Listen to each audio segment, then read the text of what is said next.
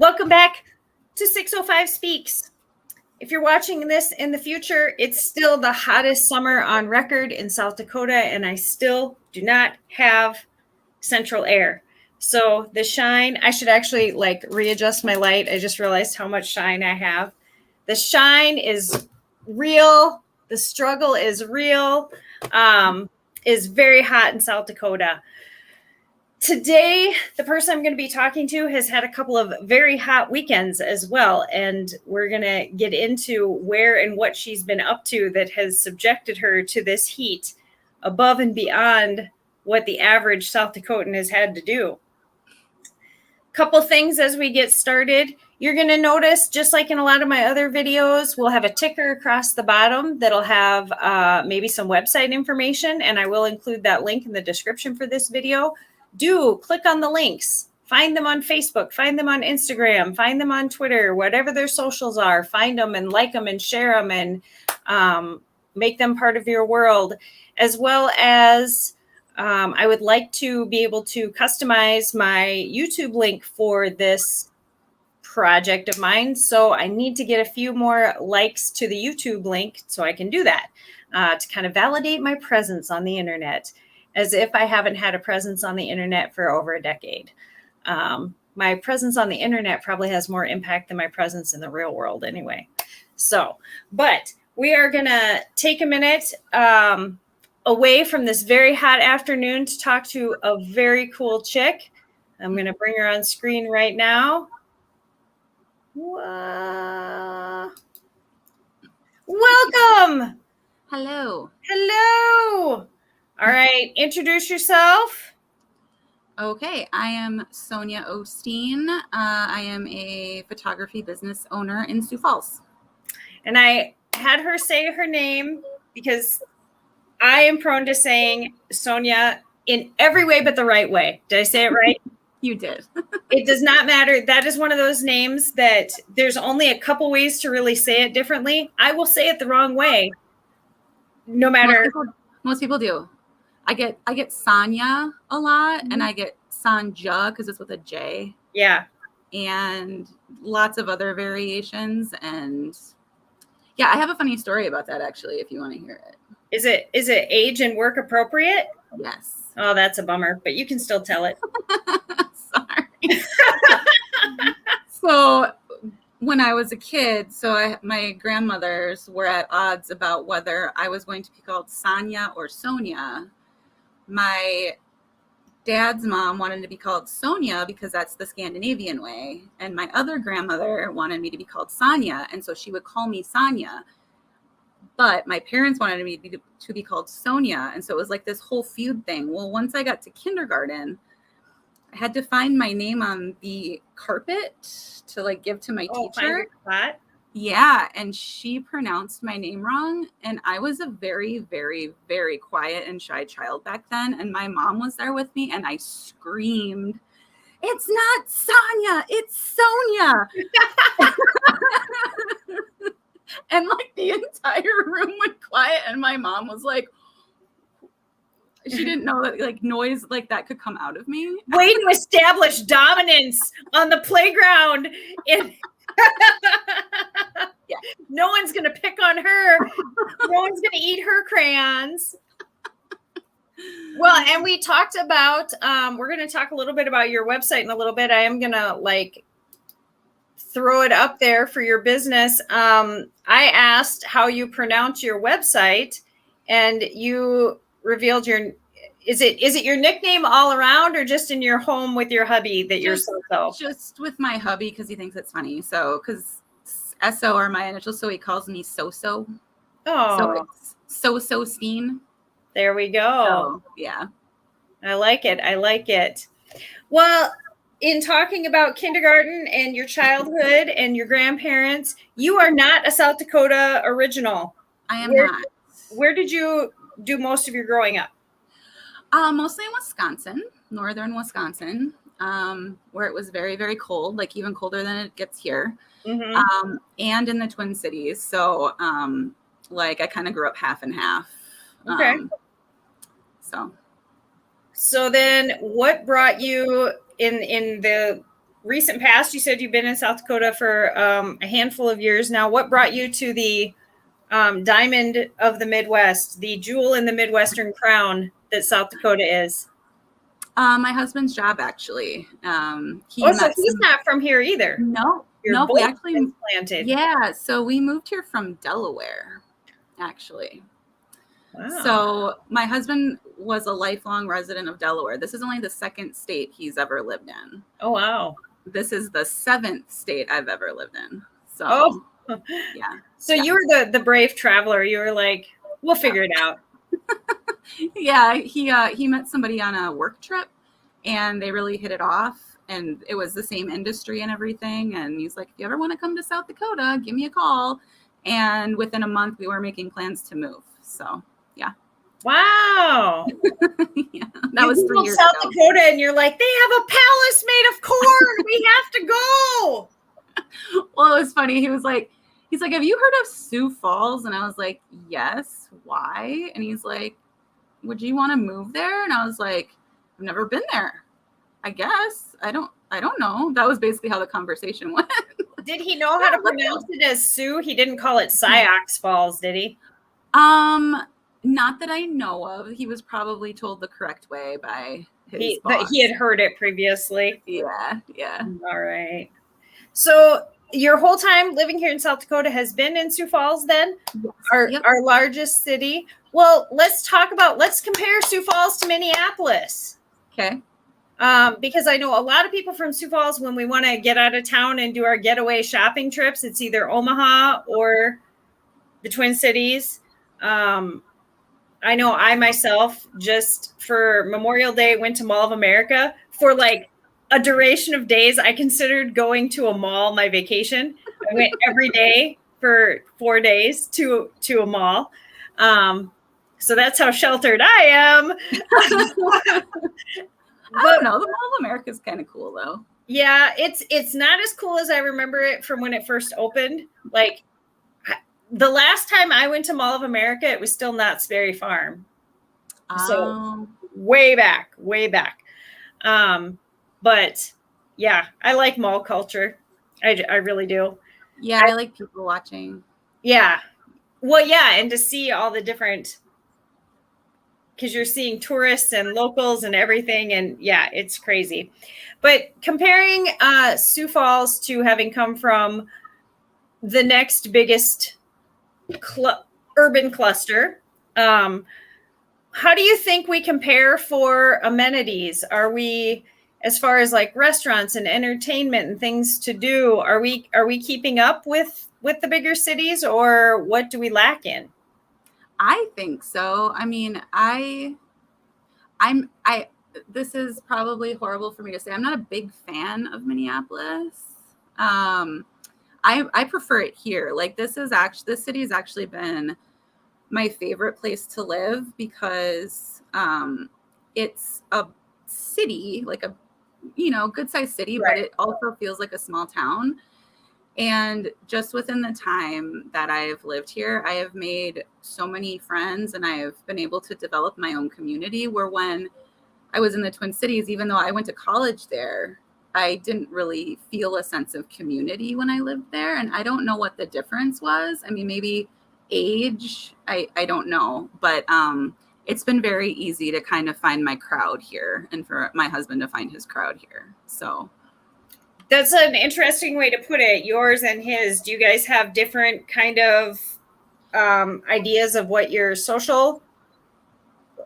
I mean, we mostly hang out with the same people. I mean, he has, some friends that are his. I have some friends that are mine. Right. But they kind of intermingle. So have a lot in common.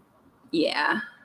Well, and that's almost a start to a lead in about talking about your business. We'll probably jump back and forth a little bit, but so you have launched a photography business. Did you move here knowing that you were going to want to make that a goal?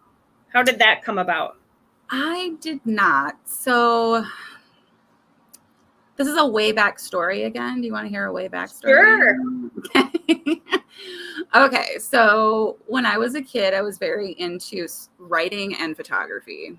And I got to a point where I was trying to figure out what I wanted to be when I grew up, and I still don't know, which is why. Yeah, once you figure it out, it feels like you're obligated to grow up. So I try to not figure that out. Yeah, I don't think I call myself a middle-aged adolescent because I still feel like I'm 15 most of the time. But like in high school, I got to a point where like my senior year, I would have been taking all photography classes, all art classes. I would have been the editor of the school newspaper, kind of like, I don't know what you call it. Like is there a triple threat with art? Like I could draw, take pictures, and write. I don't know. So it kind of became like I got to a point where I was like, well, I need to focus on one thing. And I ended up moving right before my senior year of high school to the Twin Cities and finished high school there. And so because I didn't have, I guess, the community that I'd had in Wisconsin because I had just moved, I just decided to go on the path of writing just because it seemed a little more accessible to me then. I don't know. Anyway, what was your question? Because I totally lost my train of thought. Did you come to South Dakota intending to start a photography business? No. Okay. This is what sorry. This is where I was going with it. So my whole life is not okay. Okay. Thank you for giving me some grace here. Yeah. So my whole life, I've kind of like my whole professional career, I've made money either doing photography or being a writer. And I ended up getting into journalism, and I was a newspaper reporter, took my own photos, all of that, paid my way through college doing photography. Can I ask where you were reporting? I actually was my first newspaper was in Wadena, Minnesota. Okay. You know where that is. And then I was in Fergus Falls. And then where did I go? So I think I went small regional papers. Yep. Okay. Yep. And then, and so it just, when we moved here, I got a job in marketing because that's, okay. I'm sorry. I'm very scattered. It's been very much a Monday for me today. So, I had a consulting business previously, like for about 10 years, doing writing, doing social media, doing all of that. Then that led me into going in-house to do social media and marketing writing. So when we moved here, I ended up getting in at Avera in their marketing department as their web writer. So that's what I was doing. Like I got that job about a month after we moved here. So that's what I was doing here. Like I was like, I'll find a job. Right. Because that's kind of been the natural progression of a lot of people from the journalism community is to move into writing content for a lot of major employers. They need to, they no longer can count on the newspapers covering what's going on. You have to generate your own content. Right now, I generate my own content, they've got to compete with the average Joe, So I think that that's been a really common thing for a lot of journalists around here to segue into that content creation with a focus. Mm-hmm. So then you decided you wanted to focus on creating your own content.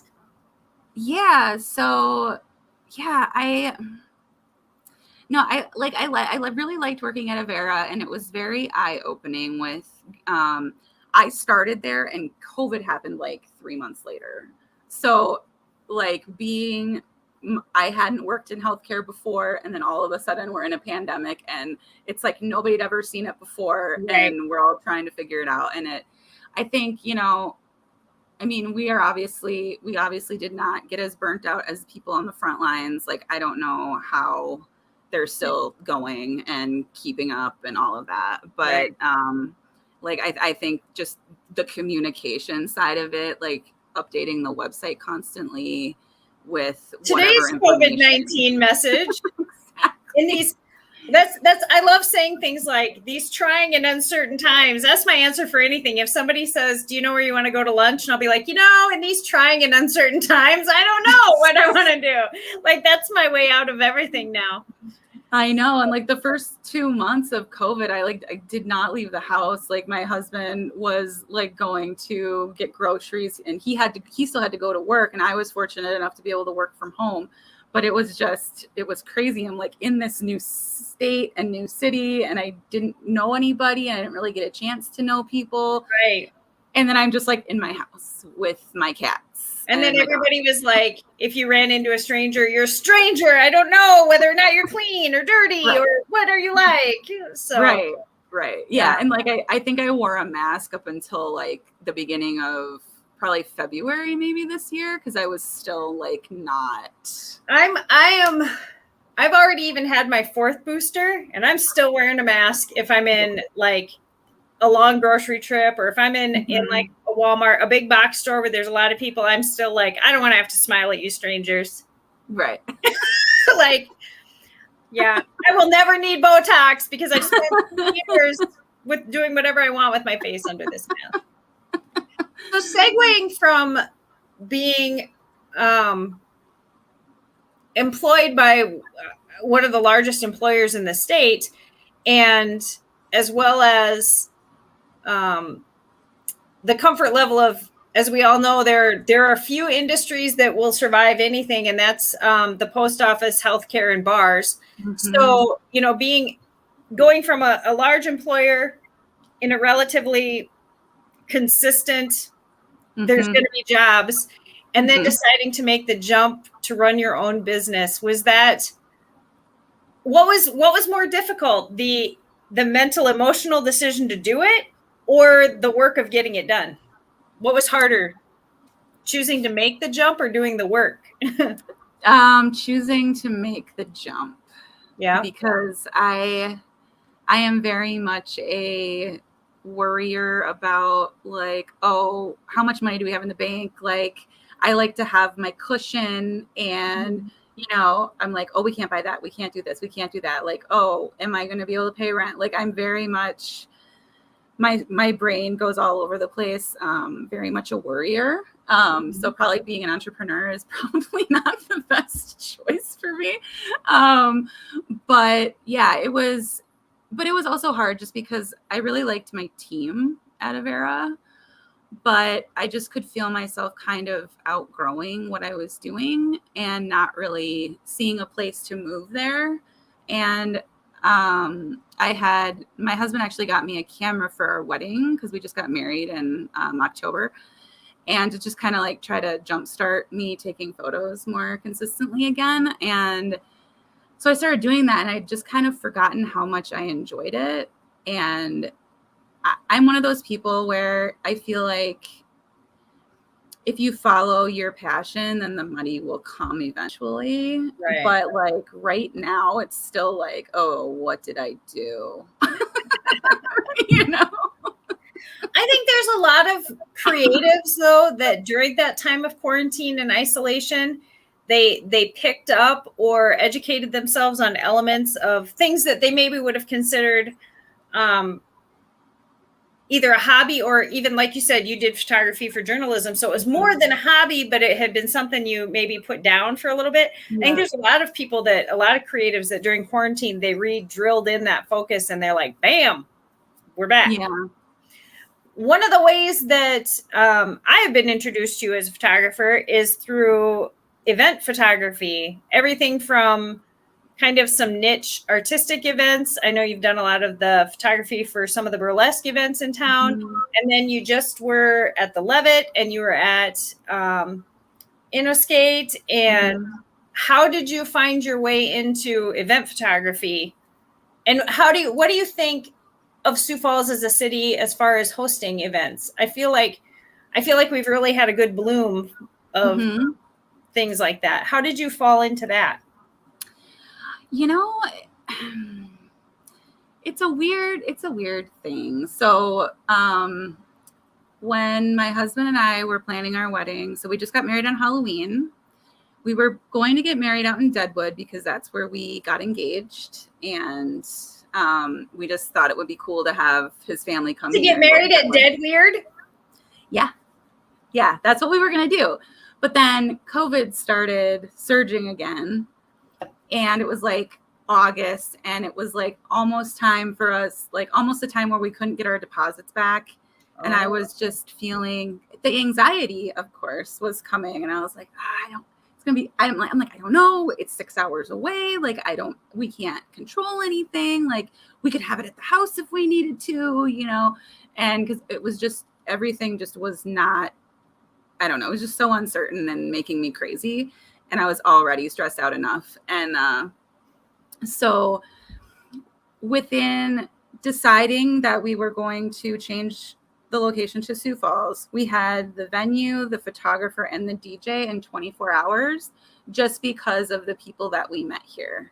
Oh, okay. So I would say, so our wedding photographer has actually just sort of been like a resource for me a little bit. Like do you feel like name dropping? You don't have to if you don't want to. Oh yeah, I can. Yeah, Michael Woolheater. Okay. He was our wedding photographer. He's amazing. And he has like a photography collective sort of studio. It's called Studio 1912 that I'm a member of now. And it's basically just a shared studio space that a bunch of photographers can go to. And we share all the equipment, and except for we bring our own cameras, obviously, but like There's lights and all that kind of stuff. And so that kind of helped kind of push me because I had that connection. And then my friend that helped me, we actually got married at Club David. So it's my tattoo artist, Dale James. Right. And he is also a part of the burlesque and drag scene here, which is how I got into doing the burlesque and drag photography. And it just kind of ballooned from there. It just, I've never really had something happen so organically for me before. And so because it just seemed to be, everything just sort of kept coming, it just felt like the right time to just finally jump and just make the business my thing. Yeah. Yeah. If you get paid to go to the parties you're invited to. I know, like, that's what I used to talk about is with my background being in a lot of interactive dinner theater and improvisational theater and things like that, where we would go work Christmas parties. We would get hired to be the entertainment, and you mingle with everybody. And I'm like, yeah, I get paid to go to the parties I'm invited to. I get money, I get free food, and I get to hang out. It's great. Right. And, it excites me so much to hear somebody, especially someone that's new to our city, to say, so one of the first things I fell into is the burlesque scene, because I have wanted there to be a burlesque scene in Sioux Falls. Anybody that knows me knows I have pushed for burlesque in this city for at least 15 to 20 years. I've been a burlesque fan since Tempest Storm. Like I'm an old school bodies that we do, that I do at St. Pauli. We always wanted burlesque to be part of that. And it took years before there was dedicated troops that were local here. Like we could go to Minneapolis and watch it, or maybe Omaha or Sioux City had a troupe, but they weren't always available, or they couldn't travel up here or whatever. And now we've got Bow Devil and Falls Follies, and I know Black Veil out in Rapid City, and like dedicated troops that are putting in time and doing shows on a regular basis. And I love that kind of performance art has come to both sides of South Dakota now. Yeah, right. And is from here. It's not it's not a show going through, it's from here. So that's really cool. Yeah, it is very cool. And just I call them a wonderful collection of humans, because everyone is it's incredible that they're from here, because and I hate to I hate the way that sounds. You can stereotype us. It's just because you wouldn't expect the talent pool for something like that to be here. That's like, it blows my mind that there are so many talented people here. It turns out the children of the corn were all theater kids. Once we got out of the field, we're all theater kids. No one knew. They were scared of us. that wasn't glowing eyes. That was paint. We were ready. That was pancake makeup. Yeah, right. Once, which is kind of a tie back question to having lived in bigger cities, I guess I call Delaware East Coast, not the same as like people visualizing New York or Boston or things like that. But what's something here that is so distinctly culturally South Dakota that you're like, I have, especially since you've lived in multiple states, I have never seen this anywhere before. A behavior, a thing, a food, a place. I got it. Oh, Chislic. I had no idea what that was. And I lived in Minnesota and I was like, I have never, like, somebody ordered it one time and I was like, what is it? And they're like, it's basically just little fried steak cubes. And I was like, okay. I am a bit of a connoisseur of Chislic. And like when people say, oh, you mean steak tips? And I'm like, no, I don't mean steak tips. I've also had steak tips. They're wonderful. It is not what it is. And then, if I go to a restaurant in South Dakota and say, do you have Chislic? And they say, we have steak tips. That's like when I say, I'll have a Coke. And they say, can I get you a Pepsi? No, I did not order that. You'll have to go to the Chislic. There is a festival I believe it's in Freeman. There is a Chislic festival. You'll have to photograph that. I think there too, they do the traditional lamb, and I've had venison Chislic as well. But yeah, you'll have to add that to your event circuit for 2023. Chislic. It sounds like a good time, actually. Yeah, that's funny that's what you came up with. Well, and then, so there's something very distinct in Delaware that people have never heard of either. It's called scrapple. Have you ever heard of scrapple? Is scrapple like a sausage egg thing? No. It's basically a meatloaf, like a meat loaf. Like it's, the only thing I could compare it to is Spam, but it's not like Spam. It's just basically whatever is left over from the pigs. It's the scraps. They grind all the stuff that the leftovers and like put it into a little loaf and package it. And then you like fry it, and you fry it like so it's crispy on the outside but still soft on the inside. And you wouldn't think that it's good, but it is one of the best things I've ever eaten. I do love Spam, so I would probably. Yeah, I do too. Yeah. And so when I found out that McDonald's in Hawaii, you can get Spam at the drive up, I'm like, what? We're Spam comes from Minnesota. Spam was born in Minnesota. Right. Why don't we have drive-through Spam? Right. We should. And Chislic. Right. Yeah. Totally should. And cheese curds. Yeah. But that's kind of a Wisconsin thing. We import our cheese from you guys. Yeah.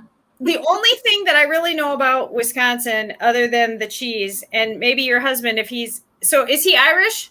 I'm assuming with the O. He's actually not. Okay, well, we're going to say that he is. Okay. The only thing that I know strongly about Wisconsin is that they used to have a law against imported dairy products because dairy is their biggest thing. So Sure. I like Kerrygold butter from Ireland, and it's like a running joke that Kerrygold butter is so good it's illegal in some of the United States. Well, it was illegal in Wisconsin because they had an import ban on dairy products. Butter's so good it's illegal. But I think that's amazing. I think that they changed that a little bit. But yeah. That sounds like somebody who would be all excited about Chislic and Spam would know. This is my food knowledge, people. What do you think? being somebody that was involved in journalism in a neighboring state, and like you said, in some of the smaller communities there, what's your perspective on our quote, quote, mainstream media in South Dakota? Do you think that we're holding our own, or is it, I always feel that the small towns are losing their hometown papers and our print journalism is getting thinner and thinner. What's your gut reaction to the mainstream media of South Dakota? Well, so back in my day, when I was in newspapers, so it was like early 2000s. I left newspapers, I think in like 05 or 06.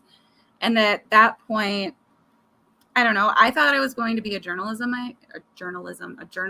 my entire life. Yeah, listen to me. I'm a very good writer, by the way. Just like I always say, I'm an excellent spieler. I can spiel really well. Me too. Yeah. But back when I quit, it was kind of because I could see, like what you said, like small papers weren't willing, or the owners, I guess, of the small papers, which at that point was bigger and bigger companies, were buying up all the smaller papers. They weren't willing to get on board with the internet fast enough. And being, my early to mid 20s, I had all kinds of ideas about, we should do this and we should put a video with it and we should have video. We should go have video when we interview these people and write it and then have the video on the side. And I mean, this is like early 2000s. Nobody was doing that. Yeah. And they're like, oh no, internet's a fad. Like I literally had a publisher tell me that the internet was a fad and we didn't need to worry about it. And I don't even know if that paper exists anymore. So, yeah. So I got out because the ads were starting to control the newspaper. And there were the one newspaper I worked at, they actually had ads on the front page, which I think is pretty common now. But back then it was like sacrilege to do that. That even sounds sketch to me. Yeah. And I haven't done anything with journalism in almost 30 years. So yeah, it just shows where the priorities are, if ads are taking up real estate on the front page of a newspaper, like it's, if I see an ad above the fold on the A1, I'm going to be like, what is this? The Shoppers News? Right. Like, I don't know that I would consider that not legit. I don't know that I would consider that a news source. Right. No ads above the fold. Yeah. Not super legit. So yeah. And I could just see it I could just see it happening. I could just see all of it just kind of imploding. And I knew like at some point I would be out of a job, and because there weren't going to be enough newspapers around, there weren't going to be enough jobs around for all the journalists. So, that was not even what your question was, but I think it kind of does answer it, that you came here already knowing. It's been interesting to me. Usually things change on the coast and work their way into the Midwest. We hear about things happening and it comes to us and we're the last bastion of whatever used to be. It takes us longer to get things brand new, and then we hold on to them a little bit longer. However, I feel like the loss of print media dried up from the center out. It did. Yeah. I sometimes I am shocked at how often I hear people say that they're surprised they don't even realize the Argus Leader still exists at all, or that it's ever being printed at all. They think it's either all online, or they think we don't even have a paper anymore. And I always want to say to those people, tell me where you're getting your news, because the thing about print journalism is once it's printed and it's gone out and it can't be cut and pasted again. It's printed. Like they better have their ducks in a row, because here is a physical, hard, unchanging copy of whatever information they put out into the world. And I still appreciate that in our time of deep fakes and whatever. And when somebody tells me they don't know that a city the size of Sioux Falls still has a print newspaper, I'm like, yeah, you're getting your news from Grandma Bertha on the Facebook, aren't you? Yeah. Has Sioux Falls ever had like an alternative newspaper? Once back in the day, we had a fun alternative newspaper called The Tempest. Okay. Google that. No, we had a little bit of a zine scene, but no, we've never really had any other what you would call quantified print media paper in my lifetime in Sioux Falls. Okay. Yeah, I miss City Pages. That was the one in the Twin Cities. I don't even know. I mean, I assume they're still around, but I haven't kept up with that. But they were always a good. I would always read them before I would read anyone else normally. Right. So. Right. I do wish we still had some cut and paste underground print papers turn up somewhere. Somebody should do that. Not me. I'm too old. But I could be a guest column where I'd be like Andy Rooney. Here's the things I'm crabby about. I mean, we could both do that because I'm crabby about things. And I would start everything with, did you know there's a tampon shortage? You want to talk crabby? Tell you what. What is something that since you've come to South Dakota to live, well, tell me a little bit about Deadwood. How did you guys just happen to be out in Deadwood and that's how you came to be engaged out there? Yeah, so it was like the very beginning of the pandemic, and I think it was when everything was forced to close down, I think, for like a couple weeks.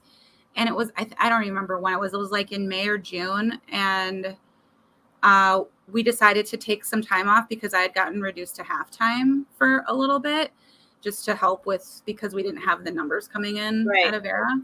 Back in the days when they were furloughing at different employers. Yep. Yeah. So I was half-time and he had vacation time. And so our first time out there was like literally the weekend that Deadwood reopened after being shut down for however long they were shut down. And there was nobody there. And it was the greatest thing ever, except there was like literally one restaurant open, but it was in the Franklin, that steakhouse in the Franklin Hotel. Yeah. And so like every time we go in, they're like, oh, you're back again. It's like, yep, you're the only place open. Right. So, yeah. And interestingly, in some parts of the Black Hills during some times of the year, that's what it's like because it's seasonal out there. Yeah. You know, if it's not tourist season, you know, that's their only time off too. Yeah. And so just from that trip, and I mean, we knew that it wasn't like that all the time, but it was just nice that we got to go there for the first time and have no one there, like a literal ghost town. And we went to like the cemetery and, you know, we went to Mount Rushmore. We didn't have to pay to get in. Like everything was free because everything was shut down. Right. Like, went through the Badlands. Yeah. Went through the Badlands. Nobody was there. It was great. Right. So, yeah. Yeah. But anyway, so we went a couple more times after that, and we ended up we went to Dead Weird at the end of 2020, I think, when we were still kind of iffy about going just because of COVID still, but we decided to go. Yeah, West River kept going. I was in Rapid City that year.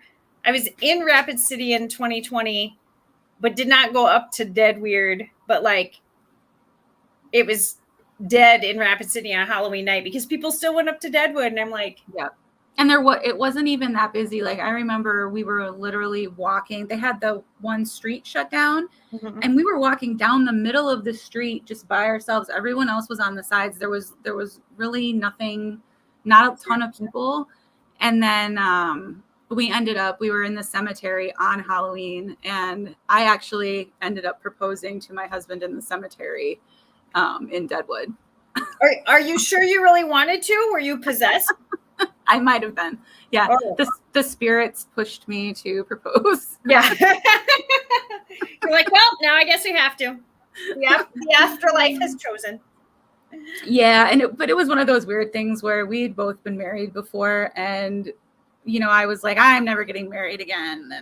And so like I think he had wanted to ask me for a long time, and he just thought that I didn't want to. And I thought he didn't want to because he was trying to be cool about me not wanting to. Yeah.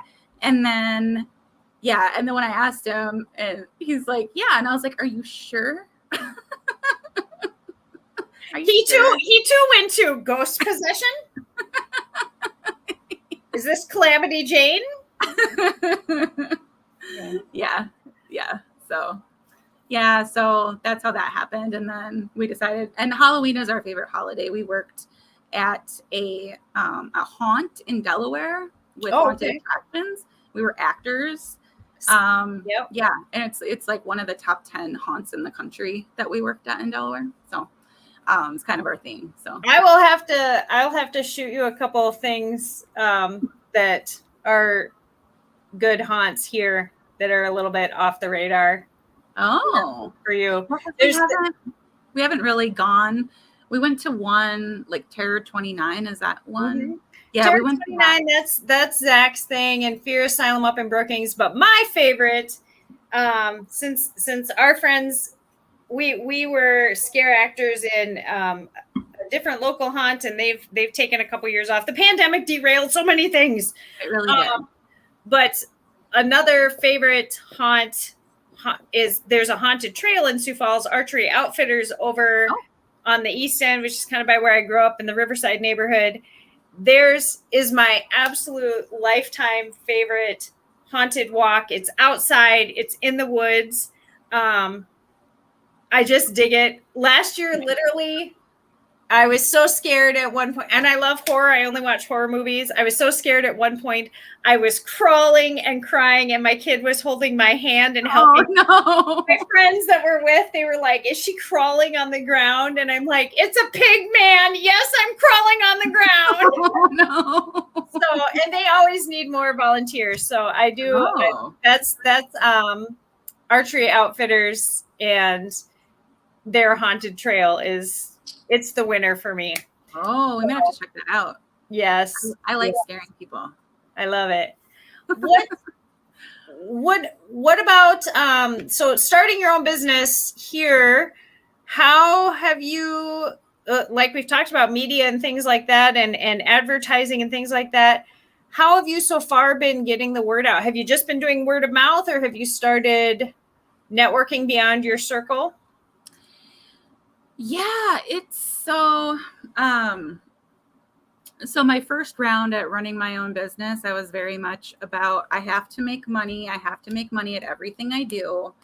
And that's not always how the world runs necessarily all the time. Sometimes you need to trade, and like trading is cool. Like back in the olden days, you trade a fur for a can of whatever. Like, I don't know. I know I barter for pies. Yes. And tacos. Barter. Yes, that's the word. Yes, I'm a writer.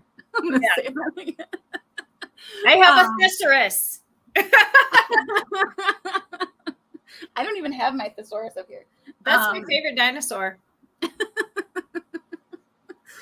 Oh, you're so funny.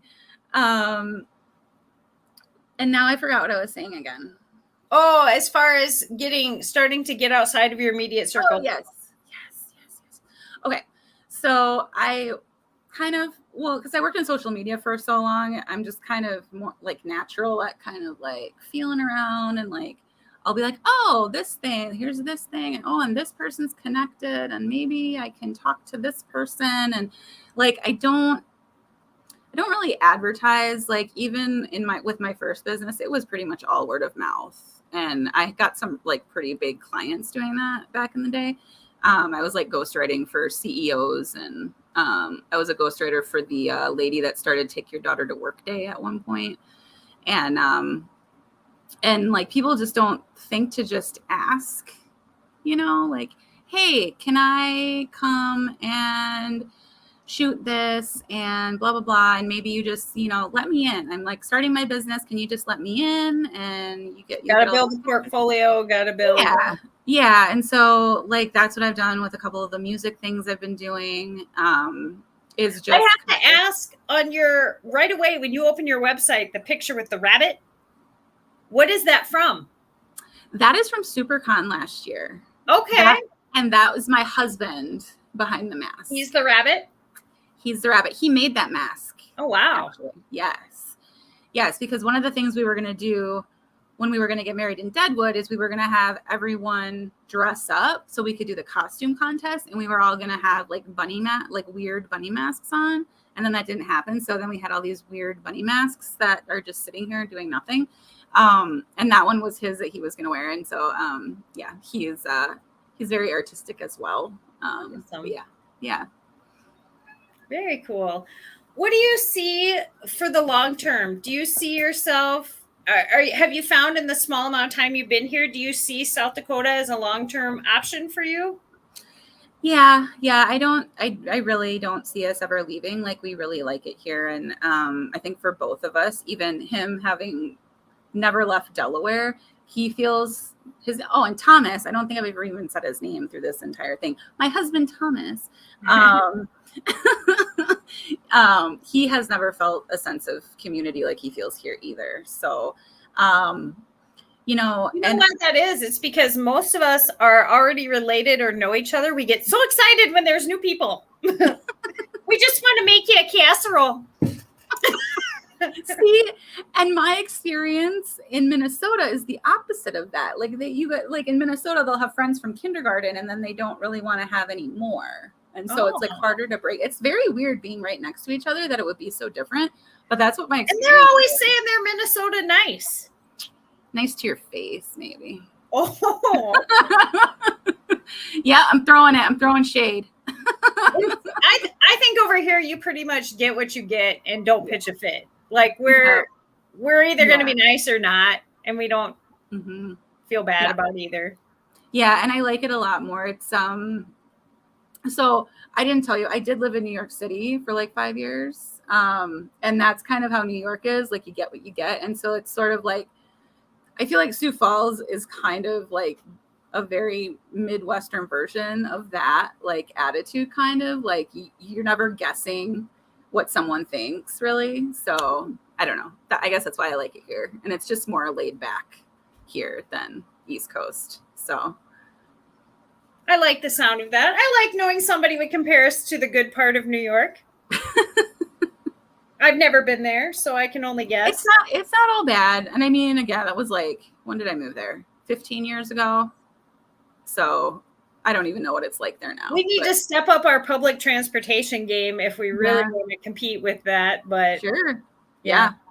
We're lacking in that. You've been here long enough. Look at that. You picked up the Midwest. You're like, sure, yeah. Sure, yeah. Well, I mean, Wisconsin, you know. Oh, yeah. The cheese is coming through. Oh, yeah. My dad, he'd have variations of, oh, yeah. Like, if he was impressed with something, he'd be like, oh, yeah. And then if he didn't know what to say, he'd be like, oh, yeah. And then if he was mad, oh, yeah.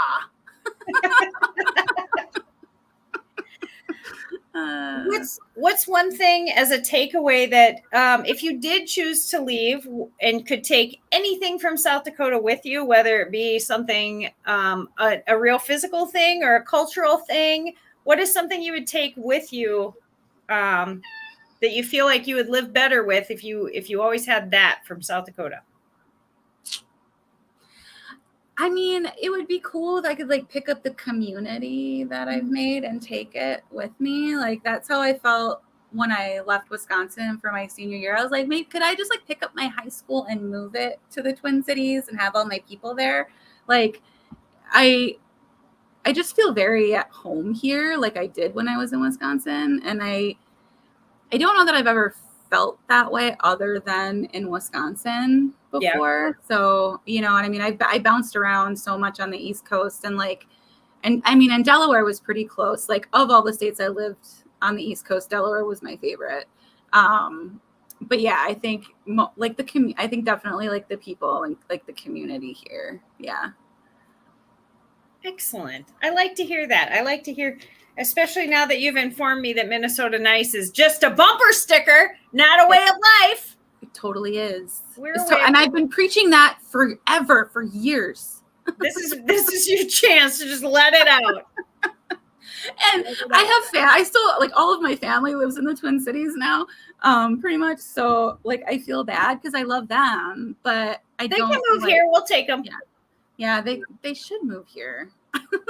It's always that we have no state income tax, and they're like, well, we don't get taxed on food and clothes. And we're like, dang it. You got to live right on the border. Yeah. Which is, shop in Laverne, live in South Dakota. Yeah. I have everybody, as I wrap up and get a last thought from them, I have everybody pick a card. Can you see these? Yes. Let me see what my card options are. I am not a good poker player. All right, pick a card. Do I have to tell you what it is? Yep, tell me which one you want. The Jack. The one that's right in front. That's the only one that I'm really getting spanned. Okay. This is my serious question of this entire hour pivots on this question. Would you rather be a rock star or a movie star? I think a rock star. A rock star? I think. Yeah. I don't know. I feel like being famous in general is kind of overrated, so maybe neither. I feel like, though, photographers, especially like if you're into doing event photography or art or couture photography, things like that, that is more the rock star lifestyle than movie star lifestyle. Yeah. That's more the be on the go, be on the move, be seen, be gone. Yeah. Yeah. I'm prone to going to something just enough to be seen and then leaving. And I don't like hanging out, like, unless it's something that I really want to be at, be like, hey, bye. I used to be more of a hangout until the last light turned off and the bartender's like, get out. I've already called your mom, go home. But then after pandemic, I'm more of like, I just want to say hi to the people I know, eat some food and get going. Yeah. So before anybody's all trash. Anybody gets anything on me. Trashy. Yeah. Yeah. Well, I like being trashy. I don't mind being trashy. I just mean with like too drunk. Yeah. Because now I am so concerned about airborne droplets still. I'm like, I think I was always aware that I didn't like being too close to a close talker or spit talkers. Yeah. But now I'm like, all of you with your aerosol droplets. Yeah, I've always carried hand sanitizer with me, and I think it was just from living in New York and having to ride the subway and stuff. It just became a habit to have with me, and I always would get teased about it before pandemic. Like, why are you always putting hand sanitizer on? Because people are disgusting. I don't want to get sick. Right. Then look what happened. I already got all my hand sanitizer. Too hard about what that sticky stuff was. Just get it off. I know. It's like, people are disgusting. So yeah. But we are overall. I think that's another great thing about. I don't know how people in big cities survive this. Like being here and being able to go out for long drives or still go for long walks. Everybody got a dog and started walking it. I really post-pandemic around here, probably everywhere. My deepest sadness post-pandemic is for all the dogs that were getting like 3 walks a day, and now they're like at home watching Dr. Phil, like going like, "This is my life now." Right. So, yeah, we actually just got our dog a kiddie pool today so that she can swim. She can I've seen your dog. I saw your dog at the Levitt. She kind of reminded me of one of my pit bulls, but she's not a pit bull. We don't really know what she is. We got her a year ago, and she's 9. So she was a very elderly rescue. And and she likes being around people, but it took her a while to like get used to it, and now it's like she just always wants to come with us wherever we go. Yeah, she looks like definitely some kind of wire hair terrier, and she's got a face and snout like one of my pit bulls, and I was just like, oh, and the color. We just say that she's a terrier mix. Yeah. Even the people that had her didn't know, like the shelter that had her didn't know. So yeah, you can just make up any name you want, and people don't know. Yeah. Like, well, she looks like this. Like, I've had so many people be like, oh, she looks like she's got pointer in her. She's got this in her. And I'm like, maybe. I don't know. Yeah. Like, I'm not going to pay to have a DNA test done. She's too old. Right. Right. Yeah. And then when you would be like, so honey, this is what you are. She'd be like, I knew that all along. You could have just asked me. She'd be like, I don't care, Mom. So let's sign off here. Give one last promo. Tell people, what are you booking for right now? If people wanted to book with you, how do they reach out and contact you? And what are you available for the general population? I am available for pretty much anything. I wouldn't mind I used to shoot weddings. I wouldn't mind getting back into that a little bit. I haven't done one yet since I started this again, but that would be fun. I'm booking for high school senior photos and for like family holiday photos. Never too early to get that schedule, because you don't want it to be like 20 below and you're taking your family Christmas photo. So Right. Yeah. Right.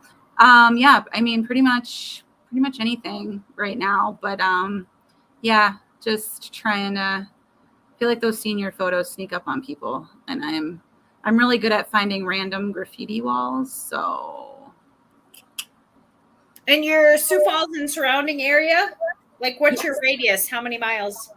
I actually haven't decided. I guess it, depends on where it is, and probably like an hour outside. Yeah. And whether or not they have cool backdrops. Yeah, and most places do. But yeah, you can just reach out to me on my website or my social media, which is also on my website. I'm on Facebook and Instagram, and my Instagram is Sonja O'Steen, so it's the same as my website, so it's easy to find me. All right. Well, thank you, lady. We're gonna sign off and say goodbye. Goodbye. She fades out. It's a neat camera trick. So did you hear that, everybody? Get your senior photos booked. Get your weddings booked.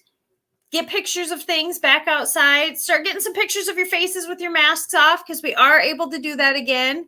And yeah, there are lots of cool backdrops around here. And the advantage to working with any photographer that's either traveled or lived somewhere else is we all see the same bridge or tree or spot at the falls in all of our pictures. But if they've been around the block a little bit, they're going to have a different perspective of what we have to offer, and probably take you somewhere different or shoot from a different angle, get that golden hour light. So definitely check out her website, SOSOSTEEN, SOSOSteen.com, and book those family photos. She's right. Shooting your family photos in the winter in South Dakota kind of sucks. So, get that Christmas in July going. Coming up to 605 Speaks, I'll be talking to a local comic who's actually kind of left the area because now he's traveling nationally and living in the mountains, but he wants to talk about his hometown here in South Dakota. I'm going to be talking to somebody who I think is the most wedding officiant in South Dakota. He's probably done the most weddings of anybody I know. Also, talking to a well-known voice that you've heard across the state on television and radio, and we're going to talk about getting off the interstate and seeing South Dakota from the back roads. And one more person I've got booked coming up is going to talk about your heart and how important it is to her. So please subscribe to the YouTube channel so that I can update my link and make it more 605 Speaks-ish. And tell your friends, I need more volunteers. I need people from the upper middle of the state. I want to talk to, I really want to talk to somebody from Ziebach County. I really do, because I just heard a weird fact about that county. So I'm on the hunt. Bring me your Ziebach County friends. Have a good day. I hope you guys have air conditioning where you are. If you don't, get your ice packs out. Bye.